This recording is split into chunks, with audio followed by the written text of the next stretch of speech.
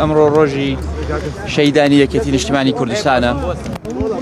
پەیامی من هەرەوەیە هەب دەبێ هاوخەمی خۆمان دەربڕین بۆ کەسوکاری سەربەرزی شەیدان و بەبیرمان بێتەوە کە یەکێتی دوای قوربانیەکی ئەوەندە زۆر گەیشتووەتە ئەم خۆناغا کە چەندین ساڵە خزمەت بە کۆمەڵانی خەڵکی کوردستانەکە بە ڕەنج و ماندووبوون و خوێنی شەیدەکانمان ئەمڕۆ ئێمە لەم پێگەین بە خوێنی شەیدەکانمان ئەمڕۆ توانیومانە لە ئاستی حکوومەتا بین تا ئاستی کۆمەڵانی خەڵکی کوردستانە بین، بەڵام ئەمڕۆ شەو ڕۆژەیەکە ئەبێ بیر بکەینەوە ئایا لە ئاستی تموحی خۆمان بووینە، لە ئاستی تموحی کەسوکاری سەربەرزی شەیدانین. پێم وایە زۆرمان کردووە یەکێتی لە ڕابردوو، بەڵام پێم وایە زۆریش ماوە یەکێتی بیکە، چ لە ناو حکوومەت چ لە ناو حیزب چ بۆ کۆمەڵانی خەڵکی کوردستان.